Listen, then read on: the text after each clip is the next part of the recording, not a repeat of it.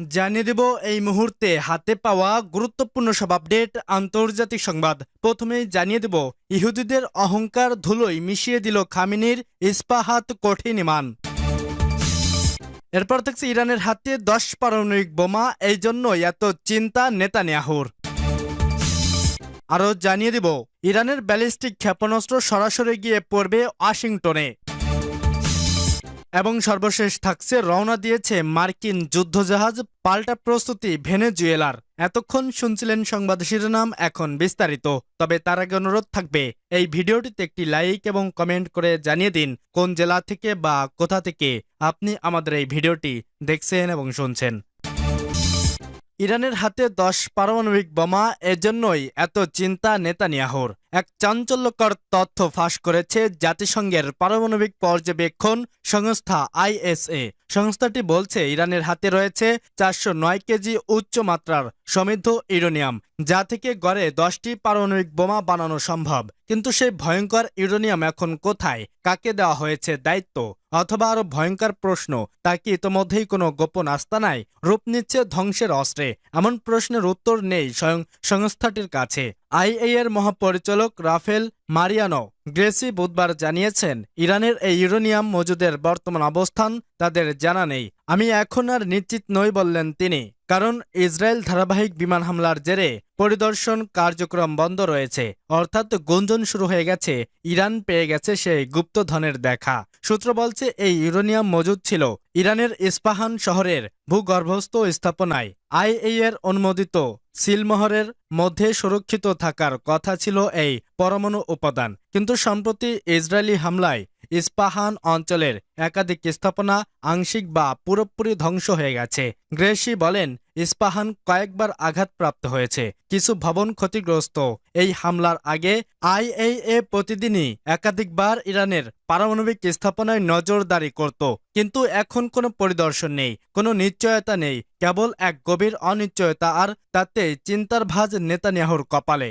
ইসরায়েলের হামলার সম্ভাবনা মাথায় রেখে আগেই আইএ কে সতর্ক করেছিলেন তেহরান। রওনা দিয়েছে মার্কিন যুদ্ধজাহাজ, পাল্টা প্রস্তুতি ভেনেজুয়েলার। লাতিন আমেরিকার জলসীমায় মার্কিন যুক্তরাষ্ট্রের যুদ্ধজাহাজ ও সেনা মোতায়েনের খবরে পাল্টা ব্যবস্থা নিচ্ছে ভেনেজুয়েলা। দেশটির প্রেসিডেন্ট নিকোলাস মাদুরো ঘোষণা দিয়েছেন, সারা দেশে ৪৫ লাখ মিলিশিয়া সদস্য মোতায়েন করা হবে। তার ভাষায়, কোনো সাম্রাজ্যবাদী শক্তি চাইলেই ভেনেজুয়েলার পবিত্র মাটির দিকে হাত বাড়াতে পারবে না। খবর টাইমের। এর আগে গত সপ্তাহে যুক্তরাষ্ট্র সরকার নিশ্চিত করে জানায়, তারা মাদক পাচার রোধের অংশ হিসাবে লাতিন আমেরিকা ও ক্যারিবীয় অঞ্চলে একটি সম্ভাব্য নৌ অভিযান পরিচালনা করতে যাচ্ছে। আন্তর্জাতিক গণমাধ্যমে এমন খবর এসেছে যে 3টি মার্কিন নৌ বিধ্বংসী জাহাজ ও প্রায় 4000 মার্কিন সেনা ভেনেজুয়েলার উপকূলের কাছে অবস্থান নিতে যাচ্ছে। তবে মার্কিন প্রতিরক্ষা দপ্তরের এক কর্মকর্তা 19 আগস্ট নিশ্চিত করে বলেন, বর্তমানে এ ধরনের কোনো জাহাজ ভেনেজুয়েলা উপকূলে নেই, কিংবা দেশটির উপকূলের দিকে যেতে কোনো নির্দেশও দেওয়া হয়নি। ভেনেজুয়েলার প্রেসিডেন্ট মাদুরো এক টেলিভিশন ভাষণে বলেন, এই সপ্তাহে আমি বিশেষ একটি পরিকল্পনা কার্যকর করব। সারা দেশে প্রায় ৪৫ লাখেরও বেশি মিলিশিয়া প্রস্তুত থাকবে। এরা সবাই প্রশিক্ষিত, সংগঠিত এবং সশস্ত্র। তিনি যুক্তরাষ্ট্রের হুমকিকে অতিরঞ্জিত ও অযৌক্তিক বলেও মন্তব্য করেন। হোয়াইট হাউসের মুখপাত্র ক্যারোলিন লেভিট মঙ্গলবার সাংবাদিকদের বলেন, প্রেসিডেন্ট ডোনাল্ড ট্রাম্প যুক্তরাষ্ট্রকে মাদকের হুমকি থেকে রক্ষার সব ধরনের শক্তি প্রয়োগে প্রস্তুত। তিনি আরও উল্লেখ করেন, মাদুরো ভেনেজুয়েলার বৈধ প্রেসিডেন্ট নন। ইরানের ব্যালিস্টিক ক্ষেপণাস্ত্র সরাসরি গিয়ে পড়বে ওয়াশিংটনে।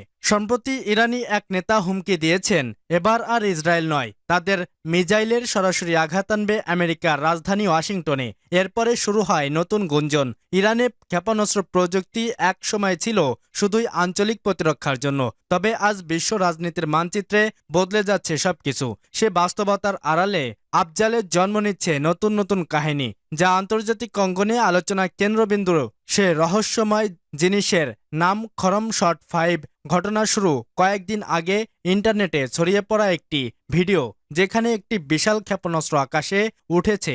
সঙ্গে সঙ্গে গুঞ্জন শুরু হয়, এটি কি ইরানের প্রথম অন্তর্দেশীয় ব্যালিস্টিক ক্ষেপণাস্ত্র বা আইসিবিএম? যদিও সেই ফুটেজটি ছিল 2023 সালের খোরামশ্বর 4 তবুও নতুন করে আলোচনার ঝড় বয়ে যায়, কারণ এইবার আলোচনা শুধু মিডিয়ার বানানো নয়, বরং প্রযুক্তির এক সম্ভাব্য রূপান্তরের ইঙ্গিত। খরমসর 5 নামটি প্রতিদিনই আনুষ্ঠানিকভাবে ঘোষণা করা হয়নি, কিন্তু সূত্র বলছে এটি হতে পারে ইরানের প্রথম ICBM, যার পরিসীমা প্রায় 12,000 কিলোমিটার, অর্থাৎ সরাসরি যুক্তরাষ্ট্রের মূল ভূখণ্ডে পৌঁছাতে সক্ষম।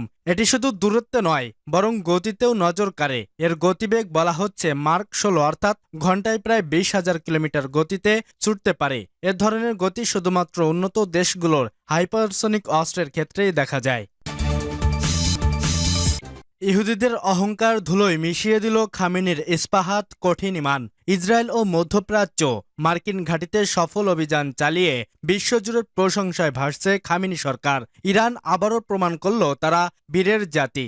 দেশটির সর্বোচ্চ ধর্মীয় নেতা আয়াতুল্লাহ আলী খামেনির ইমানের জেরেই তেহরান ইসরায়েল আমেরিকাকে চাপে ফেলতে পেরেছে বলে মনে করেন ইসলামী চিন্তাবিদরা। তাদের মতে পরমাণু অস্ত্রের চেয়ে শক্তিশালী মুসলমানদের ইমানি শক্তির প্রমাণ দেখিয়েছেন খামেনি, যা এবার ধুলোয় মিশিয়ে দিয়েছে ইহুদিবাদীদের অহংকার। নিঃসন্দেহে মুসলিম বিশ্বের কাছে এখন সবচেয়ে জনপ্রিয় নেতা ইরানের ইতিহাসের প্রভাবশালী ও রহস্যময় ব্যক্তিত্ব আয়াতুল্লাহ আলী খামেনি। মহানবী হজরত মুহাম্মদ সাল্লাল্লাহু আলাইহি ওয়াসাল্লামের দৌহিত্র ইমাম হোসাইন রাদিয়াল্লাহু আনহুর বংশধর এই লৌহ মানব বয়সের ভারে নজ্জ হলেও ইসরায়েলের বিরুদ্ধে সংঘাতে তার দুঃসাহস নেতৃত্ব প্রশংসা কুড়িয়েছেন দুনিয়া জুড়ে।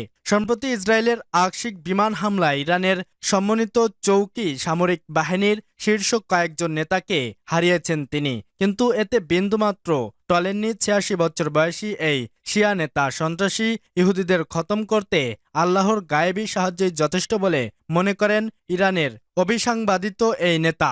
মধ্যপ্রাচ্যের অন্যতম ক্ষমতাধর মুসলিম নেতা খামেনি গত প্রায় 4 দশক ধরে শাসন করে আসছেন ইরানকে।